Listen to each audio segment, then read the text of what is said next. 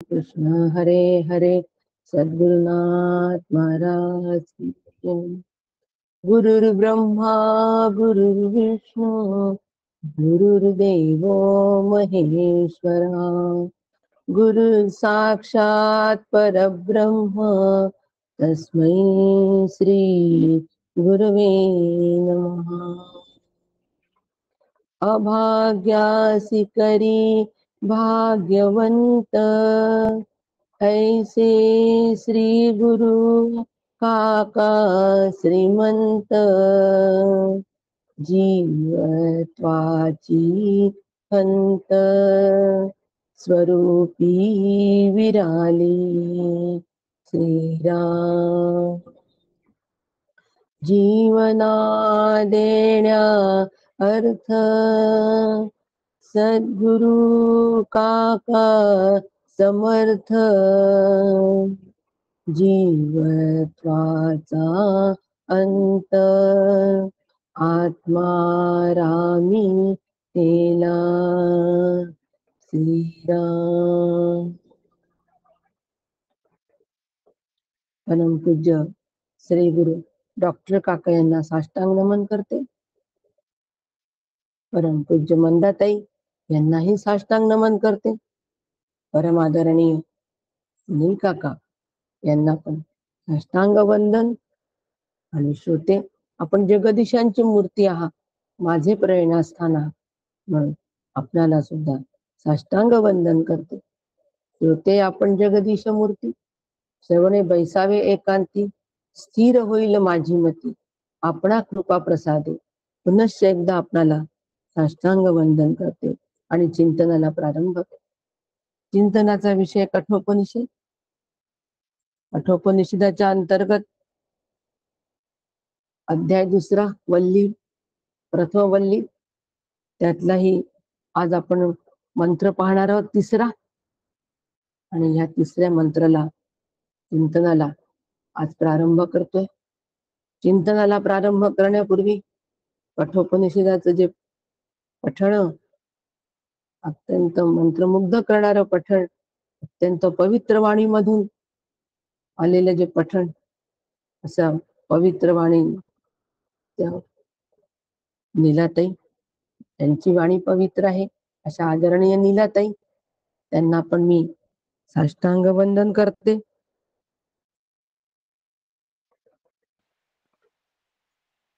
या मंत्रा आता 3रा मंत्र जो आहे, हा 3रा मंत्र आम्हाला निश्चित ज्ञान या अर्थाने सांगतात आहे।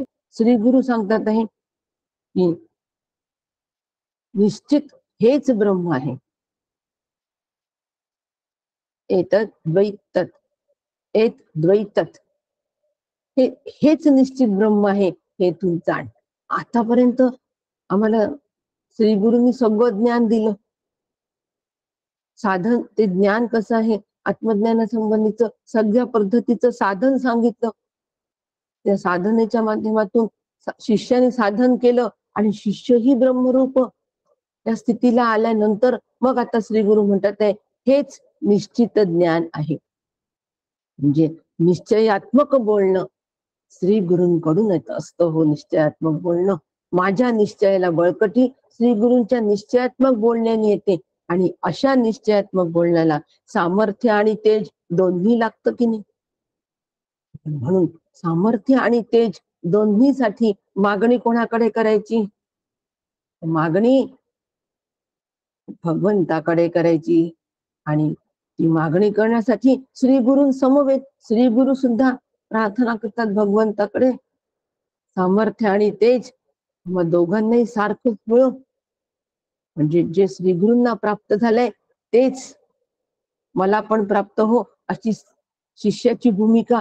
ज्या भूमिकेतून शिष्य मागणी करतो आणि श्री गुरु चा संकल्पच असतो की शिष्याला मी आता ब्रह्मरूप करून सोडेन, आणि त्यासाठी सामर्थ्य आणि तेज, म्हणून श्री गुरूंची पण मागणी शिष्यासाठी आणि शिष्याची मागणी स्वतःसाठी, अशा भूमिकेमधून शांती मंत्र। आणि अशा भूमिकेमधून आपण शांती मंत्राच्या पाठाला सुरुवात करू. ओम सहना भवतु सहनो भुनक्तु सह वीर्यं करवावहै तेजस्विनावधीतमस्तु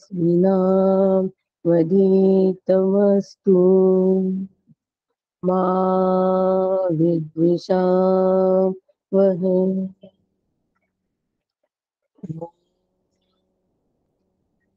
शांति शांति शांति. हरि ओम.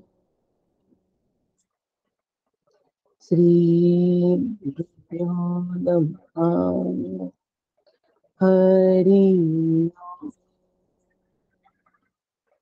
हरि ओम.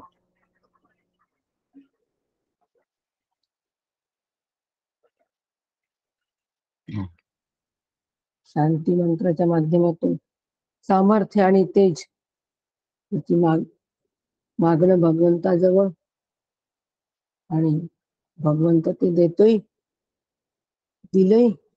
आणि म्हणूनच आज अध्याय दुसरा वल्ली पहिल्या मधल्या मंत्र 3, येन रूप रसम गंध शब्दान स्पर्शांश्च मैथुनान एतत् नैव विजानाति किमत्र परिशिष्यते एत द्वै तत्. एतत् द्वै तत्. सरळ अर्थ आपण याचा बघू. सरळ अर्थ काय याचा? ज्या आत्म्याच्या ज्ञान प्रकाशामुळे, छान एकाग्रतेने श्लोक आहे, मंत्र आहे का. ज्या आत्म्याच्या ज्ञान प्रकाशामुळे मनुष्य हा रूप रस गंध स्पर्श मैथुनादी सुखे निश्चयपूर्वक जाणतो, तो जाणणाऱ्याला ह्या जगात आता जाणण्यासारखं काय राहिले? ज्यांनी रूप रस स्पर्श गंध या सगळ्याला जाणलं, एक जाणलं असता सगळं जाणण्यासारखं होतं, अशी आमची श्रुती सांगते छांदोग्याची. तर आता जगात जाणण्यासारखं काय राहिलं?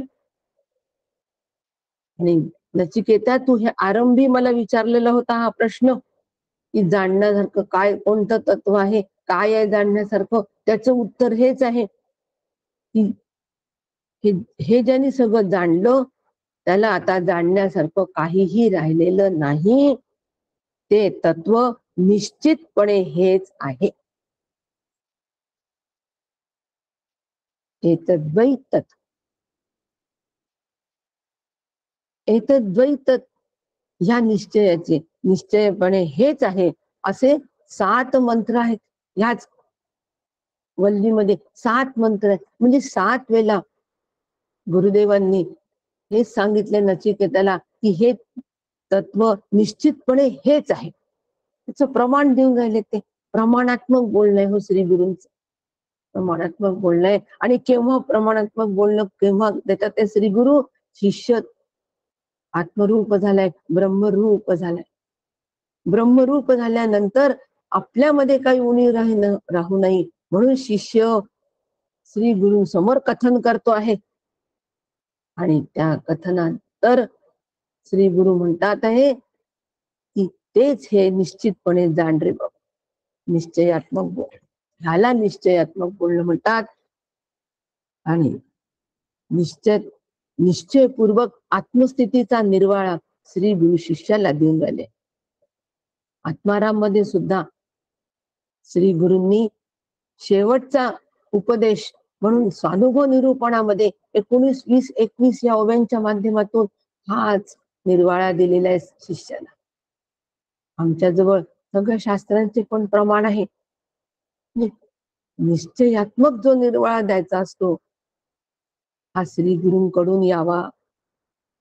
आम्ही आमच्या मनाने नाही करावे. निश्चय झाला मी ब्रह्म आहे, त्या निश्चयाला मी प्राप्त झालो, हा जीव प्राप्त झाला, अनुभवाला प्राप्त झाला. प्राप्त झाल्यानंतर श्री गुरूंकडून तो निर्वाळा आहे. तो मी प्रमाणपत्र नाही म्हणत.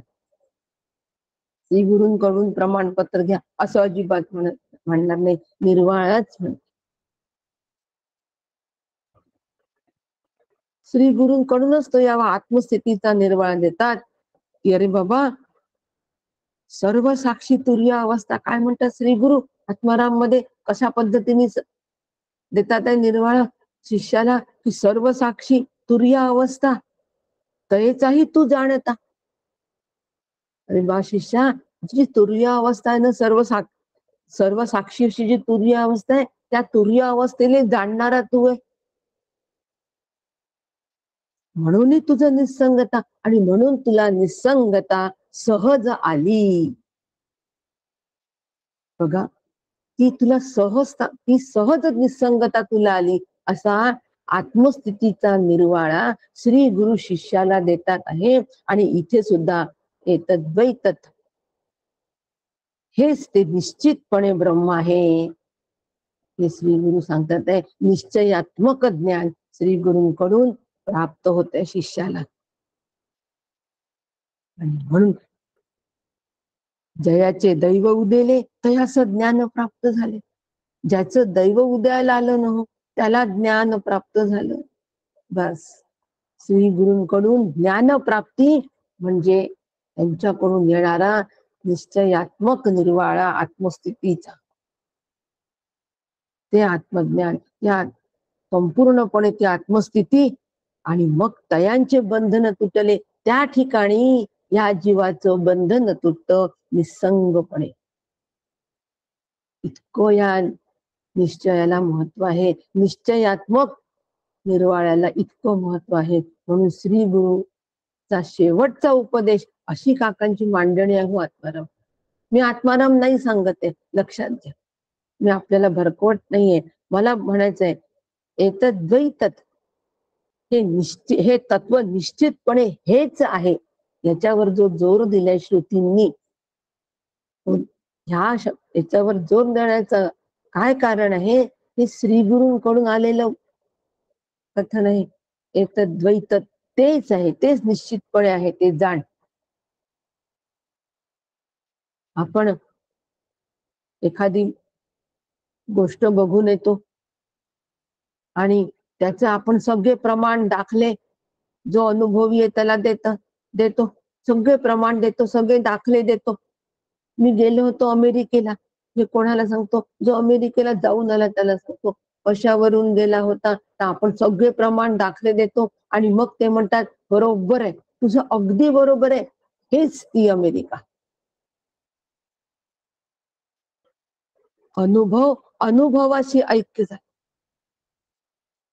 श्री गुरूंचा अनुभव आणि शिष्याचा अनुभव रूपातून ऐक्यता झाली. आणि त्यामुळे श्री गुरु म्हणतात की तेच तत्व आहे निश्चितपणे, तेच तत्व निश्चितपणे जाण. म्हणून जयाचे दैव उदेले हो, ज्यांचं दैवन फळफळलं त्याला ज्ञान प्राप्त होतं आणि त्याच बंधन तुटतं. निसंगपणे तोच होतो. असं निसंग आम्हाला ह्या उपनिषदाच्या माध्यमातून व्हायचंय. म्हणून निश्चितपणे ब्रह्म कोणतं आहे, जे जाणायचं आहे ते जाणणं आमचं काम आहे. आम्ही साधक आहोत. साधक या दृष्टीने आम्हाला या मंत्राचा अभ्यास करायचा आहे. आणि म्हणून रेखा ती तुकी पुसून जाते. जेवढी रेखा ती पुसून जाते, हे समर्थांचं वचन आहे. पुरुषार्थाने ती रेखा पुसून जाते आणि अर्थपूर्ण जीवनात ते ब्रह्मज्ञान होत असे. सुनील काकांची ओवी आहे. समर्थ वचन जसं आहे, ती रेखा पुसून जाते सगळी पुरुषार्थाने, तितकंच जीवनाला जर अर्थ प्राप्त झाला तर ब्रह्मज्ञान होतं. अनर्थामधून अर्थावर आणण्याचं काम श्री गुरु करतात. आणि श्री गुरूंनी ते अर्थ जीवनाला प्राप्त केला की ब्रह्मज्ञान होतं निश्चयात्मक.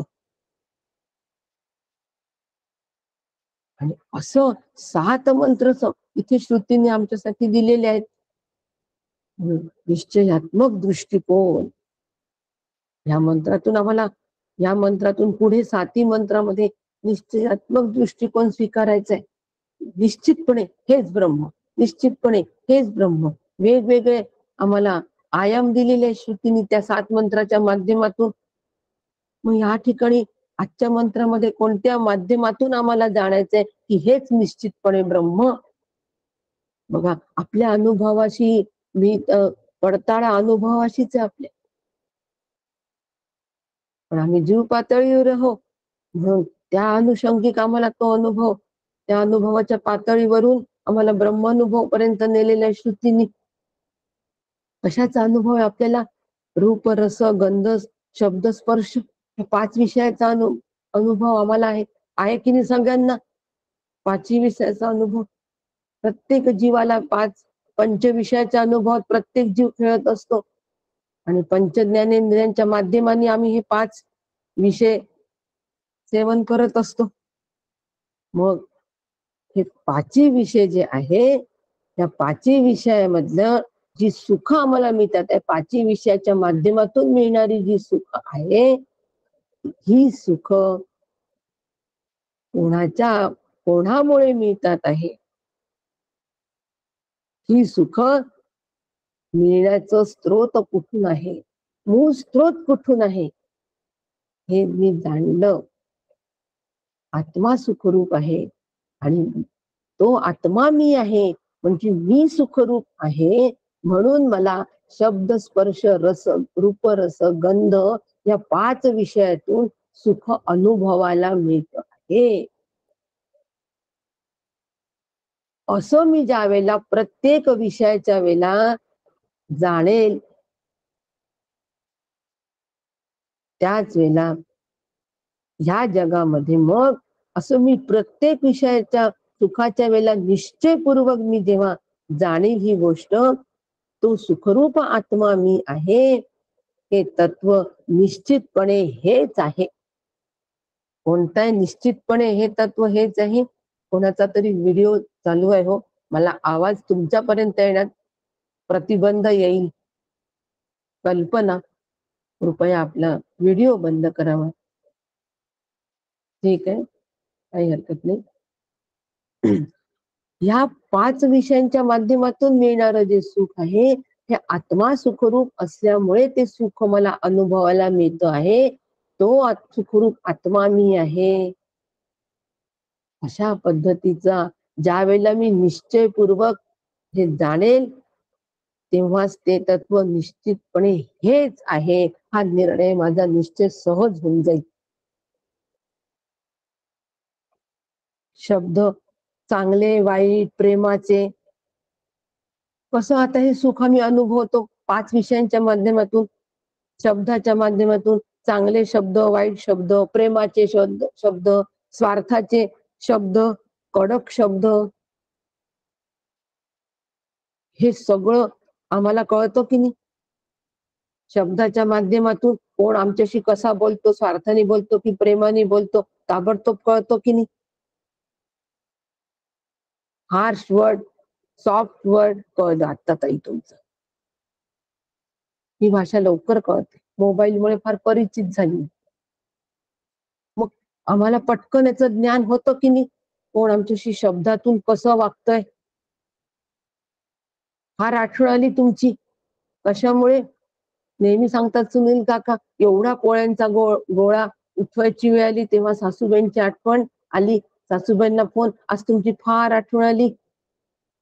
कळतात की नाही हे सगळं? याचं ज्ञान होतं की नाही? या शब्दांच्या मागचा उद्देश काय हे ज्ञान कोणामुळे झालं? हे शब्दांनी सुखवून गेलो, कोणामुळे सुख आलं?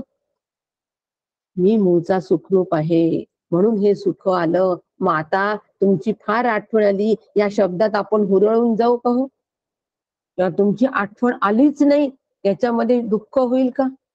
अजिबात होणार नाही. दोन्ही याच्यामध्ये स्थिर निसंगता, बंधन तुटले. कशामुळे? अशा पद्धतीचं साक्षीत्व केल्यामुळे. साक्षीत्व सुद्धा आज आम्हाला हा श्लोक शिकवतोय. अशा पद्धतीचं साक्षीत्व केल्यामुळे ते बंधन तुटले, निसंगता, त्या संघातून मोकळं झालो. स्पर्श, कडक स्पर्श, मऊ स्पर्श, कळतो की नाही? नक्की कळतो. उष्ण स्पर्श, चटका बसला, थंड स्पर्श, बर्फाचा, गारवा, सगळं जाणवतो की नाही स्पर्शाच्या माध्यमातून? मग प्रत्येक विषयाचा गंध, सुवास, दुर्गंध जाणवतो. चव, आंबट, कडू, तुरट, तिखट, खारट, सगळं सगळं आम्हाला 5 विषयाच्या माध्यमातून सगळं ज्ञान होत आहे. हो, सगळं सुख मिळत आहे. पण सगळं जे सुख आहे ते कोणामुळे मिळतंय? सुखरूप आत्म्यामुळे. सुखरूप आत्म्याच्या अधिष्ठानावर हे सुख मला अनुभवायला मिळत आहे. ते मी आहे. कोण? सुख नाही, सुखरूप आत्मा मी आहे. हा निश्चय झाला आणि हा निश्चय झाल्यानंतर श्री गुरु म्हणतात एत द्वैतत, एत द्वैतत, तेच निश्चितपणे आहे हे तू आता जाण. निर्वाळा श्री गुरूंकडून. श्री गुरूंकडून मिळालेली पावती, प्रमाणपत्र नाही, पावती गुरूंकडून. हेच ते आहे, हेच ते आहे. आणि त्यासाठी 7 श्लोक, 7 मंत्राची या ठिकाणी नियुक्ती केली, 7 मंत्र दिलेले आहेत. आता गुह्य स्वरूपाचा तो आत्मा आहे, आता गूढता संपलीच. आत्म्यासंबंधीची जी गूढता आहे ती संपली, सगळी संपली गूढता. आम्ही सगळे मूढ आहे. ती गूढता जोपर्यंत आहे तोपर्यंत आम्ही मूढ आहे. बहुधा अवघेची मूढ, आम्ही सगळे मूढ आहोत गूढता जोपर्यंत आहे.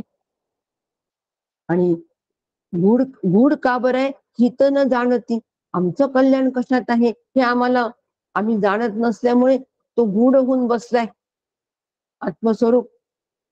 आणि म्हणून आम्ही रूढ मार्गाने धावतोय. पंथी धावती रूढ, म्हणून आम्ही रूढ मार्गाने धावतोय.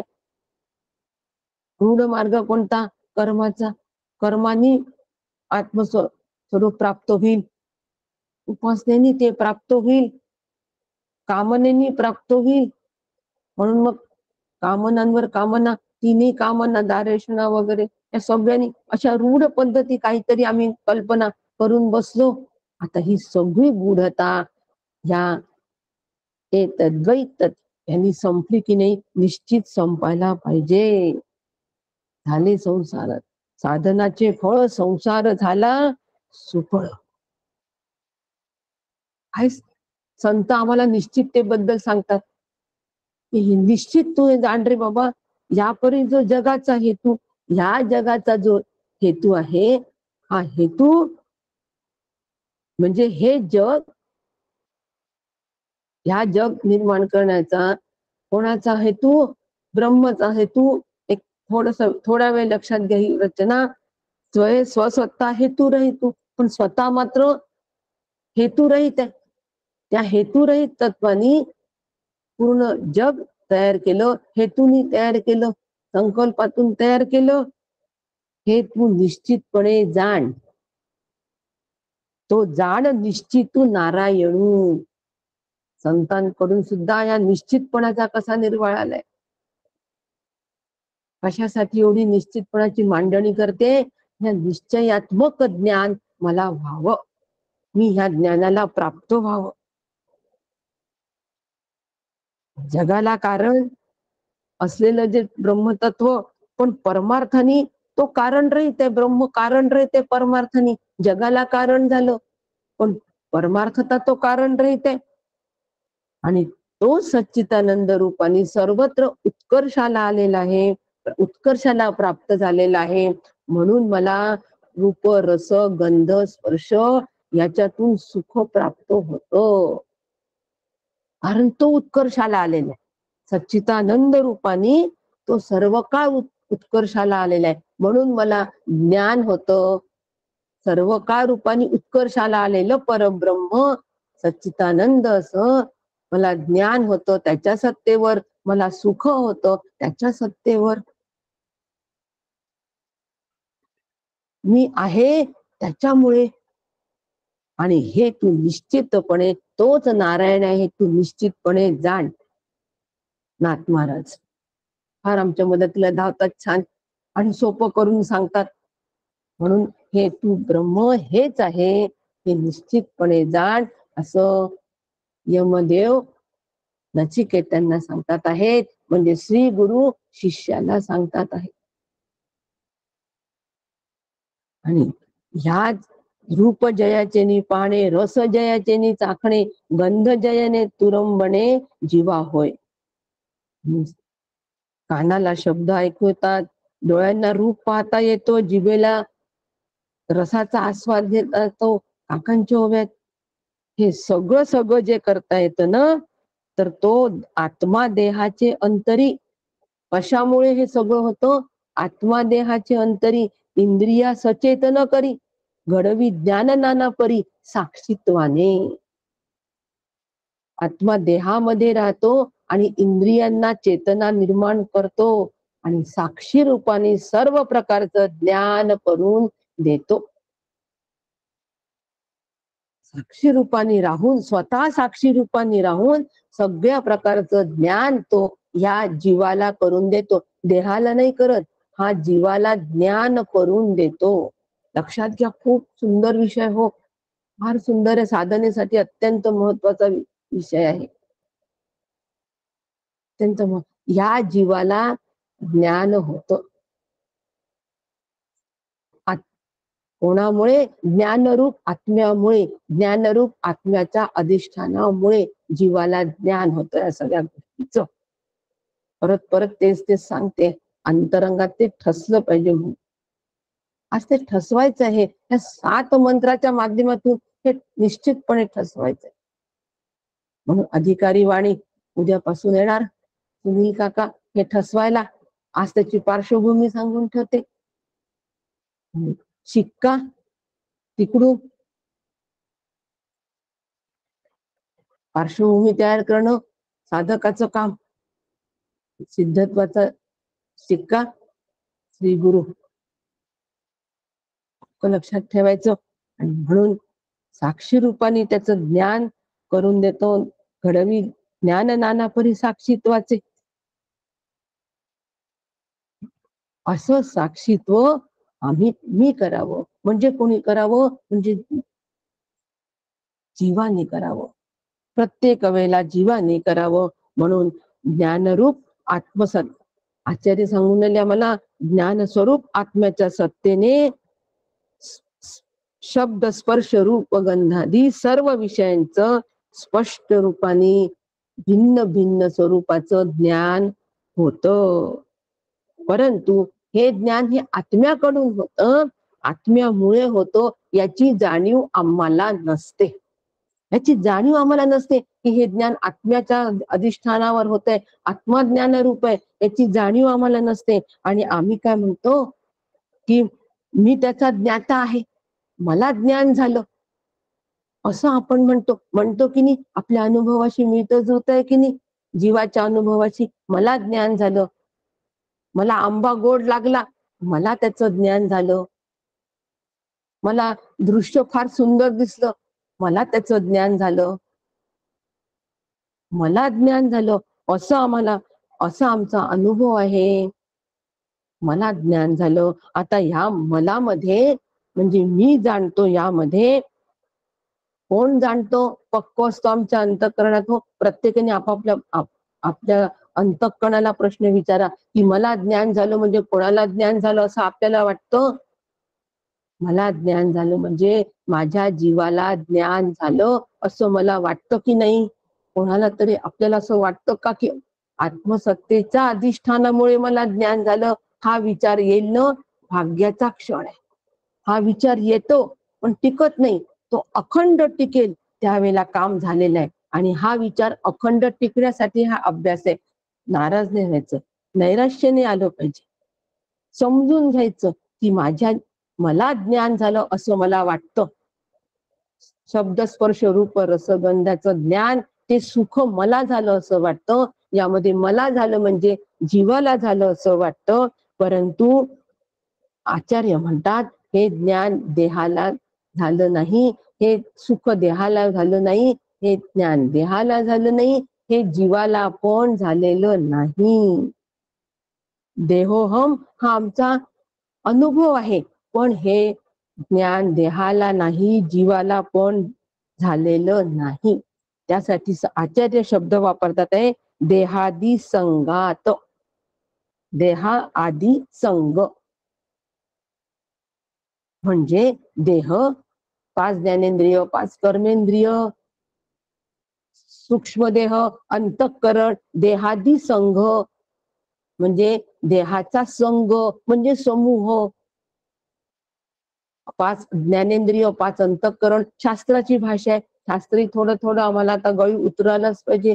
उपनिषदांचा अभ्यास सुरू आहे म्हणजे म्हणजे मला ज्ञान झालं म्हणजे माझ्या देहाला ज्ञान झालं नाही, माझ्या जीवाला ज्ञान झालेलं नाही. देहाला ज्ञान होत नाही, जीवाला ज्ञान होत नाही, असं आचार्य आम्हाला सांगतात आहे. असं आचार्य आम्हाला सांगतात आहे की देहादी संघात हे अचेतन आहे. मान्य आहे की नाही सगळ्यांना? देहादी संघात अचेतन आहे, मग त्याला ज्ञान कसं होईल? ज्ञान घेण्याची क्षमता त्याच्यामध्ये कशी असेल? अजिबात नाही. ज्ञान कोणाला होतो? जो चैतन्य आहे त्याला ज्ञान होतो. या पेनाला ज्ञान होईल का? जाऊ दे, पेन स्पष्ट दिसत नाही. या केस, ही चष्म्याची केस आहे, याला ज्ञान होईल का? ही चष्म्याची केस म्हणेल का की मी चष्मा ठेवण्यासाठी आहे, माझा उपयोग चष्मा ठेवण्यासाठी आहे, मला माझं चष्म्याची केस दिसतच नाही, हरवली चष्म्याची केस, मी सगळीकडे आम्ही बघतो, अहो चष्म्याची केस कुठे, चष्म्याची केस कुठे? उत्तर देते का चष्म्याची केस? मी इथे बरं का, अशी उत्तर ही देते का? नाही देत. म्हणजे मी केस आहे चष्म्याची हे ज्ञान ह्या केसला नाही.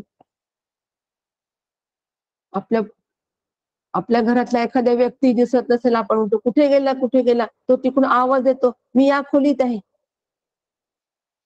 ज्ञान उत्तर व्यक्तीने दिलं, केसने उत्तर दिलेलं नाही. म्हणजे ज्ञान कोणाला होतं? अचेतनाला ज्ञान होत नाही.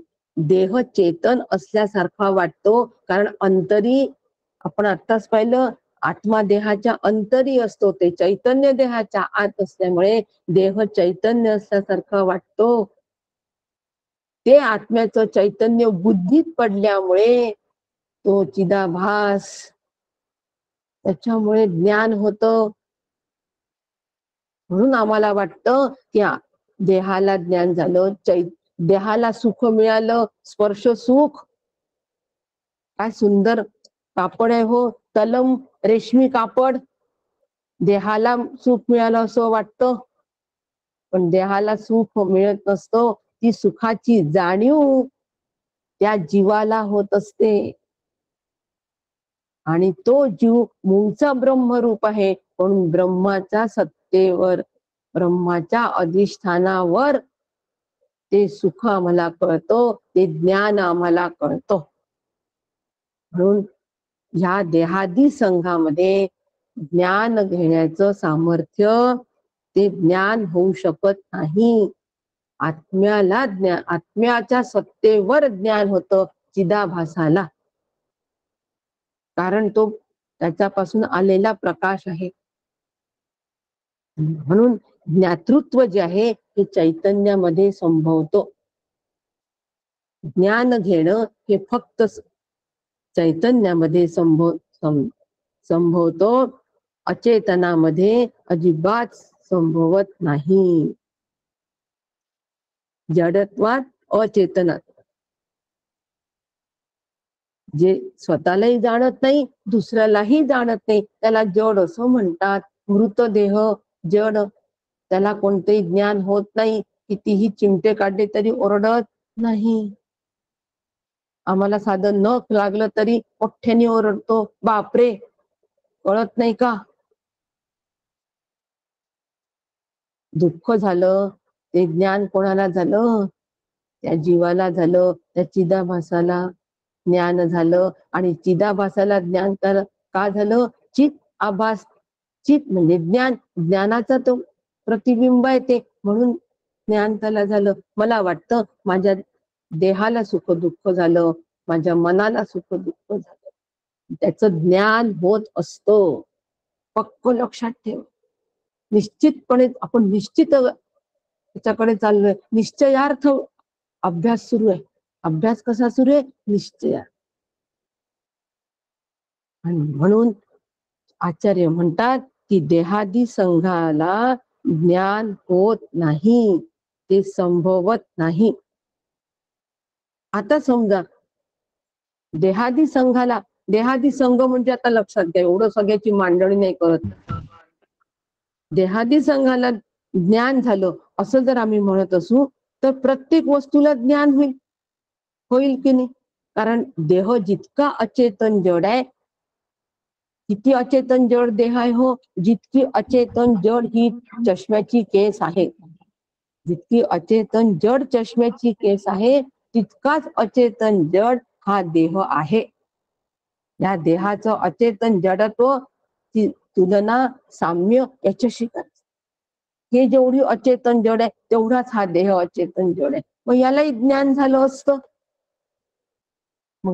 म्हणून काका म्हणतात या ठिकाणी खूप सुंदर काकांचं ज्ञान आत्मावीण होते तरी हल पृथ्वी सिरूपते आणि हिमालयाही लागते पांघरून. जर आत्म्याच्या अधिष्ठाना वाचून ज्ञान झालं असतं तर पृथ्वीला सुद्धा नांगरणामुळे वेदना झाल्या असत्या, हिमालयाला थंडीसाठी पांघरून लागले असते, हिमालयात ओरडलं असता मला थंडी वाजते, खूप बर्फ पडतोय माझ्या अंगावर, मला काहीतरी पांघरून द्या, ब्लँकेट द्या. हिमालय सुद्धा ओरडलं असता, पृथ्वी सुद्धा वेदना तिला झाल्या असत्या, ती ओरडली असती की नांगरण्यामुळे मला फार वेदना होतात आहे. पण पृथ्वी शांत आहे, हिमालय शांत आहे, पडला बर्फ पडू द्या, 4 महिने बर्फ हो हिमालयावर. झाले दार बंद केदारनाथचे, आता उघडतील. मग हे कशामुळे? अचेतन जड हे सगळं आहे, म्हणजे अचेतन जडाला ज्ञान होत नाही. मान्य की नाही? आमच्या हातामध्ये एवढूसा बर्फाचा खडा, फ्रीज मधला तोही, फ्रीज मधला आईस क्यूब हातात घेतला, बापरे काय थंड, काय थंड, काय थंड. आम्ही म्हणतो तो हिमालयावर एवढा बर्फ आहे 4 महिन्यापासून, तो शांत उभा आहे, तो काहीच म्हणत नाही. आणि आम्ही आईस क्यूब नुसता आमचा हात गारटतो, आम्ही ओरडतो थंड थंड थंड. हा फरक कोणामुळे? कशामुळे फरक आहे? आम्ही हे जे ज्ञान आम्हाला होत आहे थंडीचं, हे आत्मरूप ज्ञान रूप तत्वामुळे होत आहे. आणि हिमालयामध्ये ब्रह्मतत्व व्यापून आहे, पण अंतःकरणाची अभिव्यक्ती नसल्यामुळे तो अचेतन जड आहे. हिमालय अंतःकरणाची अभिव्यक्ती नसल्यामुळे अचेतन जड आहे, म्हणून त्याला जाणीव नाही, ज्ञान होत नाही. आणि आमच्यामध्ये अंतःकरणाची अभिव्यक्ती असल्यामुळे तो चिदाभास, ते चैतन्य त्या बुद्धीमध्ये असतं, म्हणून आम्हाला ती थंड आहे ती जाणीव झाली, ज्ञान झालं. म्हणून ज्ञान होणारं तत्व जे आहे ते निश्चितपणे आहे. आता हे तू जाण. नुसतं श्रवण काही नको जाणू रे बाबा, तर हे तू दैनंदिन व्यवहारात जाण. ज्या ज्या वेळेला तुला सुख होतं, ज्या ज्या वेळेला मला सुख होतं, ज्या ज्या वेळेला मला ज्ञान होतं, ते सगळं सुख, ते सगळं ज्ञान, हे सगळं मला ज्ञानरूप सुखरूप आत्म्यामुळे होतं, त्याच्या अधिष्ठानामुळे होतं. तो मी आहे. आता बरोबर आहे, तो मी आहे. म्हणून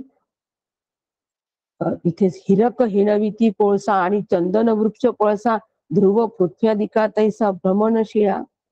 काकांनी आणखीन उदाहरण देऊन आम्हाला स्पष्ट केलंय की हिऱ्याने कोळशाला हिणवले असते,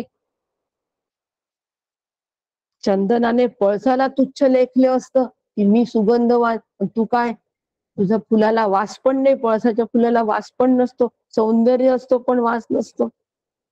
आणि असं काका म्हणतात आहे की ध्रुवाने सतत फिरणाऱ्या ग्रहाला वाकुल्या दाखवल्या असत्या. तुम्ही अढळ पदावर आणि तू सतत तुम्ही फिरता ग्रहांनो, वाकुल्या दाखवल्या असत्या. पण असं होत नाही, कारण हे सगळं अचेतन जड आहे.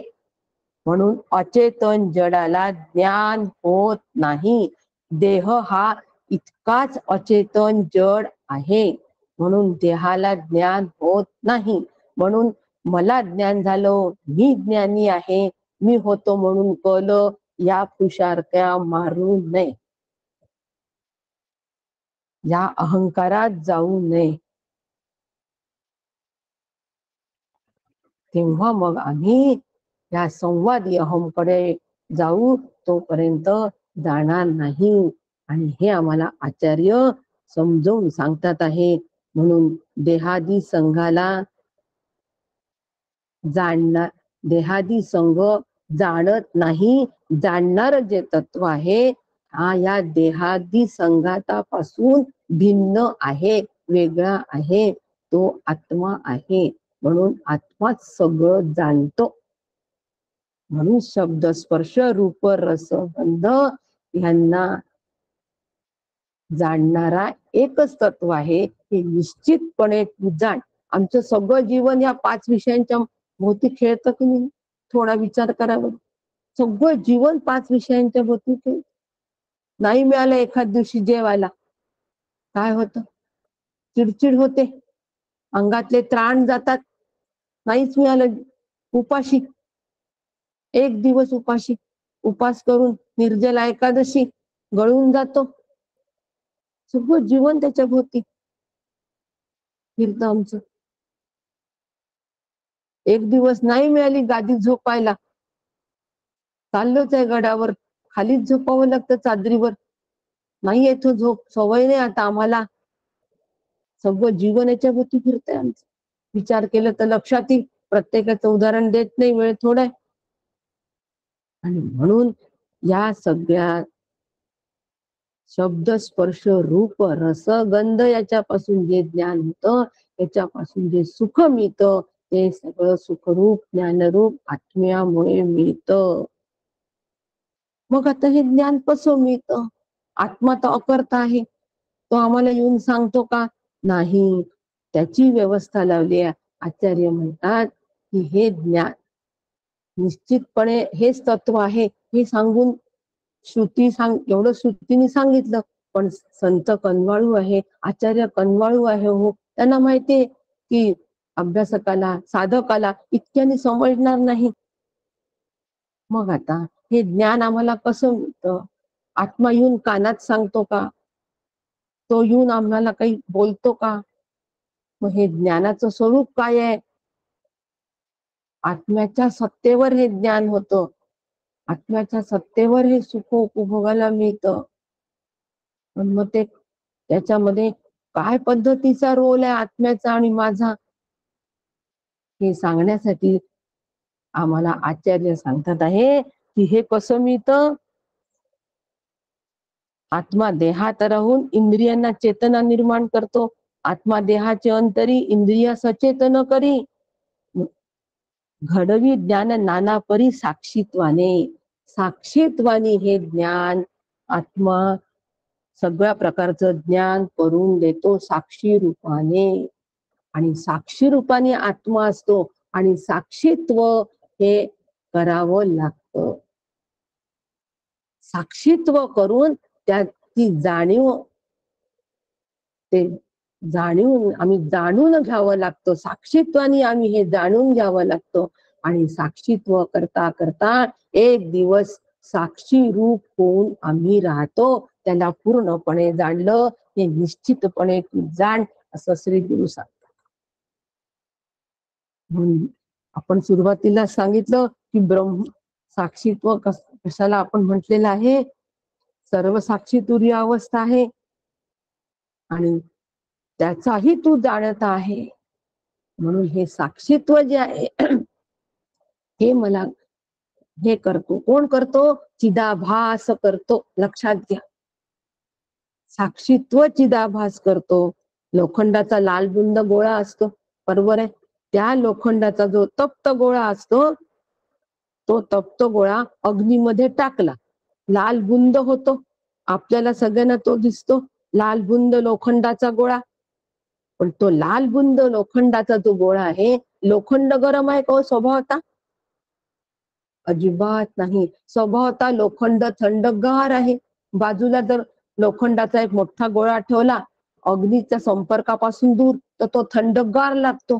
आणि अग्नीच्या संपर्कातला लोखंडाचा गोळा हा लाल बुंद दिसतो, आणि दिसतोय लाल, आणि चटकाही त्याचा बसतो.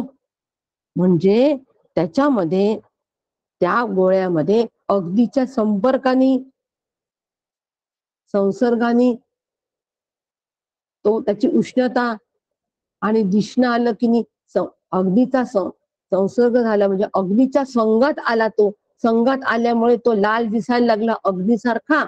आणि संगात आल्यामुळे अग्नीचे जे गुण आहेत, अग्नीचा जो स्वभाव आहे उष्णता, तो स्वभाव पण त्याच्यात उतरला. फक्त संगात राहिल्यामुळे, अग्नीच्या संगात तो लाल गोळा राहिल्यामुळे तो उष्णही झाला आणि तो लालही झाला, दाहक पण झाला. अगदी त्याप्रमाणे हे लोखंडाचं उदाहरण, गोळ्याचं उदाहरण आचार्यांनी आम्हाला याच्यासाठी दिलंय, की अगदी त्याप्रमाणे आचार्य सांगतात आहे की हे जे संपूर्ण दृश्य आहे, हे संपूर्ण दृश्य, हे सगळं जे विश्व, हे सगळं जे आहे, हे जाणलं जाणारं जेवढं आहे, हे सगळं या ब्रह्माच्या सत्तेमुळे जाणल्या जातो. ती ब्रह्मसत्ता, ती आत्मसत्ता चिदाभासाच्या रूपाने या बुद्धीमध्ये असते. तो प्रकाश, आत्म्याचा प्रकाश बुद्धीमध्ये पडतो, आणि त्या बुद्धीमध्ये तो प्रकाश पडल्यामुळे त्याचा आमचा संग होतो, संसर्ग होतो. आमचं तादात्म्य त्या प्रकाशाशी होऊन जातो, चिदाभासाची आम्ही चिदाभासाची तादात्म्य होऊन जातो. आणि म्हणून मग आम्हाला वाटतं की मला ज्ञान झालं, मला चटका बसला, मला पदार्थ आवडला, तादात्म्य त्याच्याशी झाल्यामुळे असं वाटतं. परंतु हे तादात्म्य जे होणं आहे की नाही, हे तादात्म्य, अग्नीला त्या गोळ्याला हात लावल्याबरोबर चटका बसतो. आपण काय म्हणतो, बापरे लोखंड गरम आहे म्हणतो की नाही, लोखंडाला दोष देतो की नाही, अग्नीला काही म्हणतो का नाही, लोखंडाला दोष देतो, काय गरम लोखंडाचा गोळा आहे, इथे कोणी ठेवला. परंतु तो जो ज्ञानी असतो तो सांगतो, बाबा रे लोखंड थंडगार आहे, त्या लोखंडात अग्नी आहे, त्या अग्नीचा तुला चटका बसला. श्री गुरु सांगतात आहे की बाबा रे ज्ञान तुला नाही झालं, तुझ्या देहाला ज्ञान नाही झालं, देहादी संघाताला ज्ञान नाही झालं, तर ते ज्ञान जे चिदाभास जो आहे, आत्म्याचा प्रकाश जो आहे, त्याला ते ज्ञान होतंय. तो ज्या वेळेला शुद्ध जाणीवेमध्ये असतो, ती शुद्ध जाणीव श्री गुरु आमच्यात असलेली जाणीवेची आम्हाला जाणीव करून देतात. ते ज्ञानरूप तत्व तुझ्या आतमध्ये असल्यामुळे तुला सगळं ज्ञान होत आहे, आता कर साक्षीत्व. श्री गुरु सांगतात सोहम, हा विचार श्री गुरु देतात, सोहम, तो मी आहे.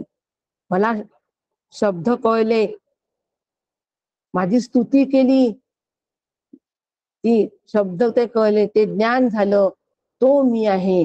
सहा अहम, सहा अहम, हे साक्षीत्व सुरू झालं.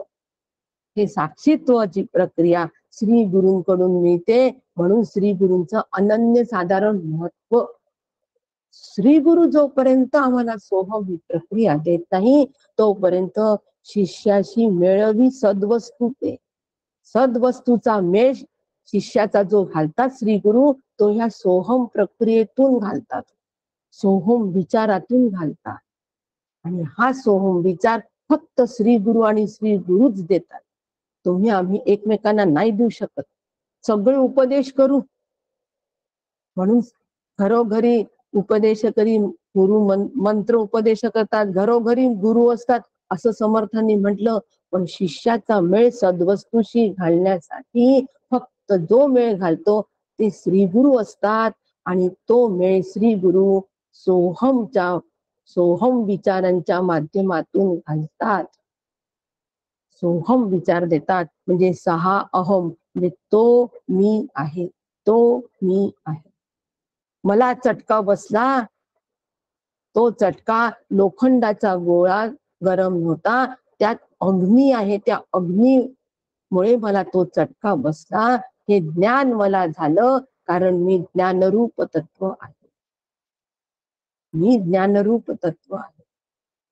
6 अहम, 6 अहम. चटक्याचं ज्ञान झालं, चटक्यापासून दुःख मिळालं, हे ज्ञान. म्हणजे सुख आणि दुःख ज्ञानाच्या पातळीवर एकच असतं.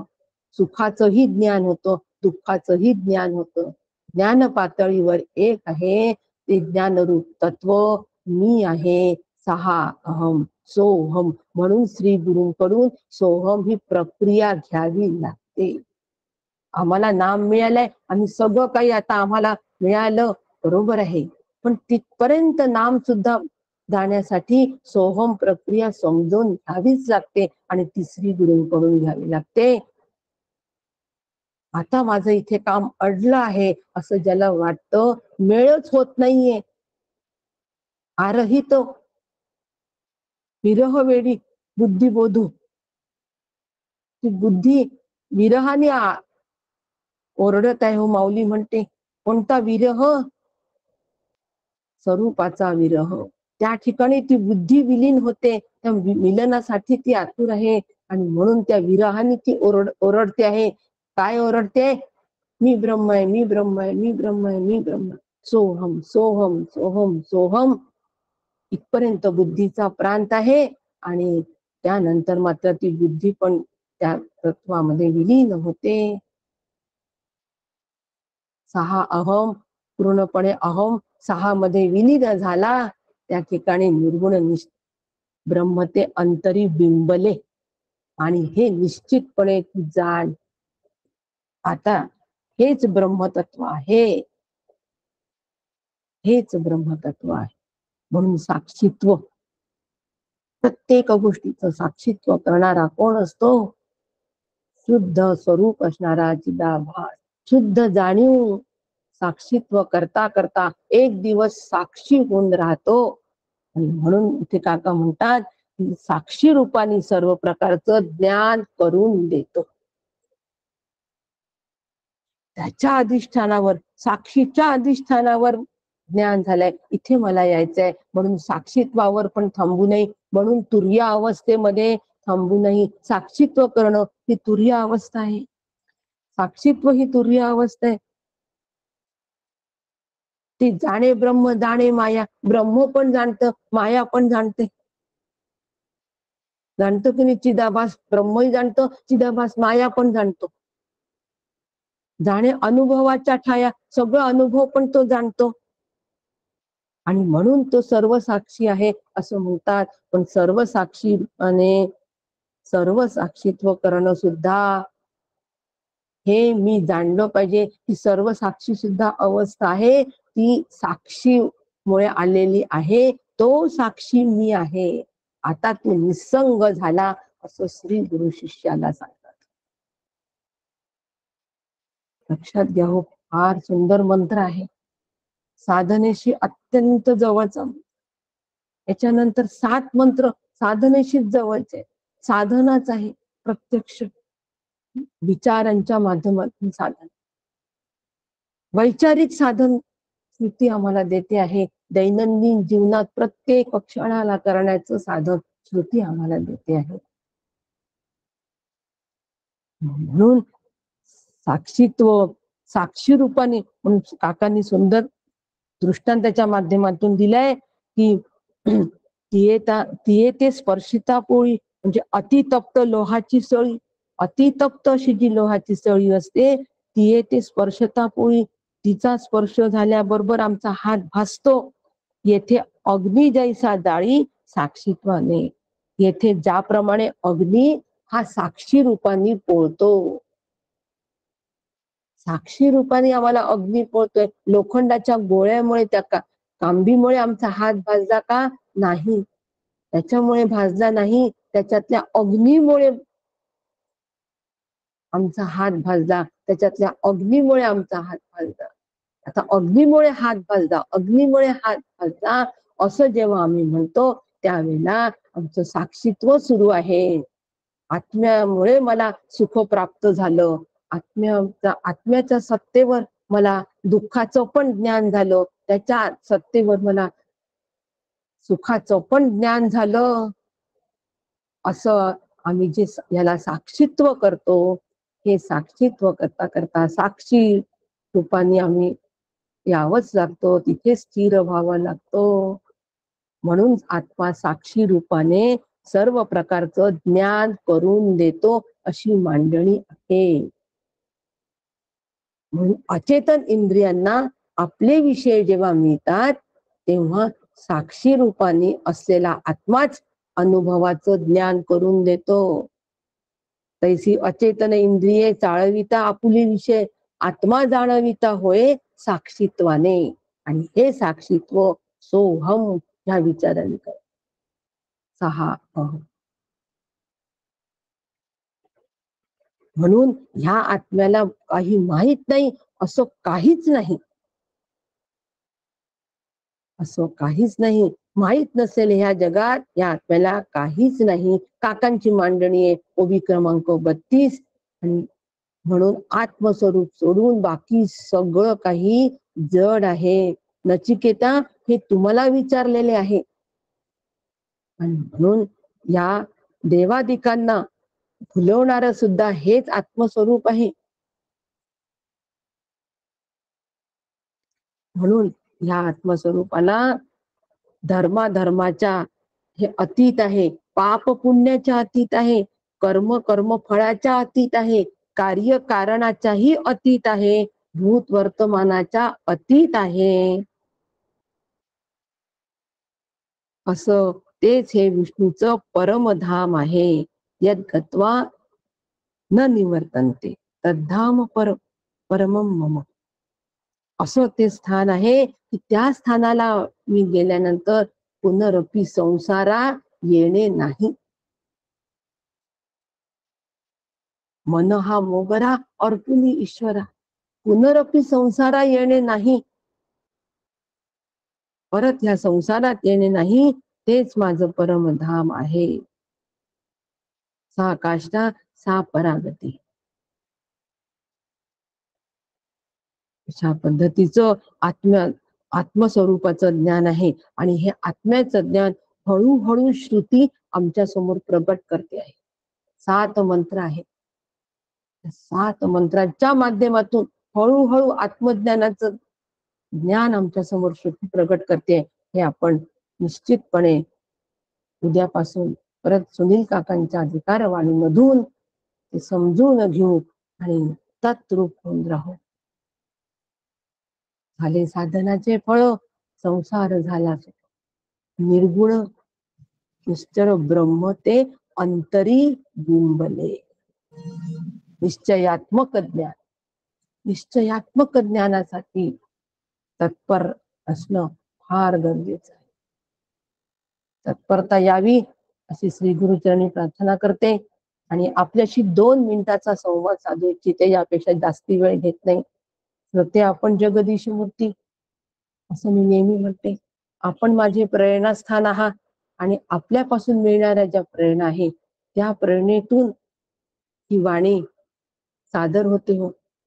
आणि अशाच आपल्यापासून मिळणाऱ्या प्रेरणेतून काशी पंचकम आचार्यांचे जे स्तोत्र आहे त्या स्तोत्रावर सिद्ध साधक साधना या एका ग्रुपवर काशी पंचकमवर प्रवचन माझी झाली होती.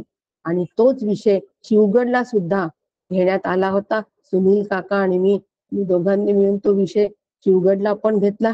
काशी पंचकम, या काशी पंचकमचं जे प्रवचन झाली होती त्या प्रवचनाचं शब्दांकन जे आहे, काशी पंचकम या स्तोत्राच्या प्रवचनावरचं शब्दांकन डॉक्टर वसुधा विनोद देव अकोला, ज्यांची आपण आता गीतेवरचा कळसा अध्याय ऐकतोय, त्यांनी ते शब्दांकन केलं, त्या प्रवचनाचं शब्दांकन केलंय आणि त्याचं ई बुक तयार केलंय.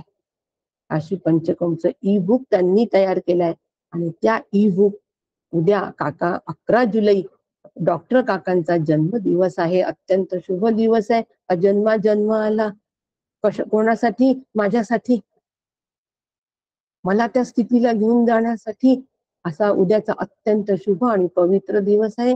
या शुभ आणि पवित्र दिवशी या ई बुक पुस्तकाचा आपण आपल्या ग्रुपवर प्रकाशन करतोय. बाकीच्या ग्रुपवर प्रकाशन त्यांनी केलेलं आहे, त्यांच्या फेसबुकवर पण उपलब्ध आहे. उद्या आपल्या त्याच्यावर याचं आपण प्रकाशन करतोय. ई बुक प्रकाशन होत आहे उद्याच्या शुभ दिनी. आपण ते नक्की त्याची झेरॉक्स, त्या पीडीएफ फाईलची झेरॉक्स करून घ्या, अभ्यास करा काशी पंचकमचा. शक्य असेल तर एवढी एकच सगळ्या श्रोत्यांना विनंती, आपण प्रेरणास्थान आहात.